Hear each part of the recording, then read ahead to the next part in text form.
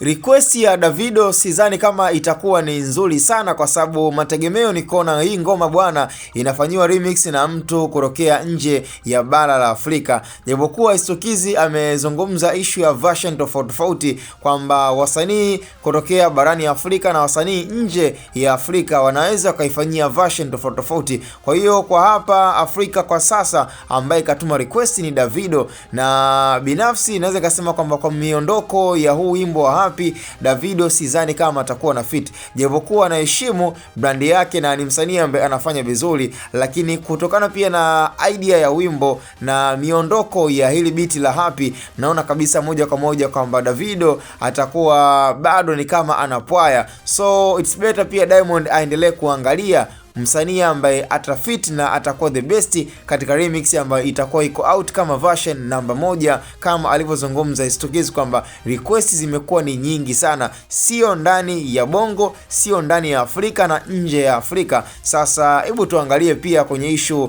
ya kusogeza brand, lakini pia na huu wimbo uendelee kwenda, kwa sababu kitendo cha kufanya kazi na msanii ambaye ni mkubwa zaidi ya Diamond, manake hii inazidi kutengeneza legacy nzuri na kufanya ngoma iende kama alivyofanya kwenye Koma Sava kumtafuta Jason Derulo. Kwa hiyo tunawish pia kuona Diamond anamtafuta msanii ambaye atakuwa na ushawishi wa kuifanya ngoma iendelee kuwa kubwa zaidi.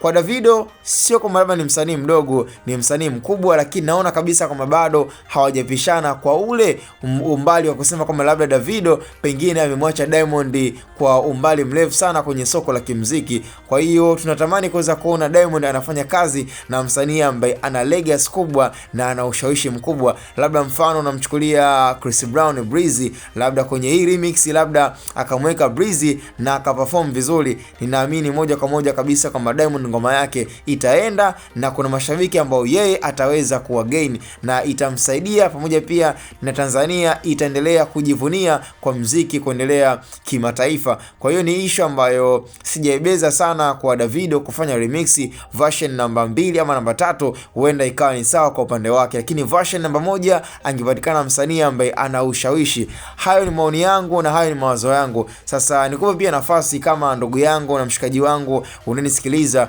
kwenye hili hapa ambalo Davido anatamani kufanya remix ya Happy, na tayari kashatuma request kwa Stukizi na tayari kashafanya mazungumzo na Diamond. Sasa pengine msanii gani ambaye una wish ama suggestion yako? Sasa ningependa uweke kwenye upande wa comment msanii ambaye unatamani afanye remix ya wimbo wa Happy. Sasa nikupe pia huo muda na nafasi ya kuweza kudondosha comment zako.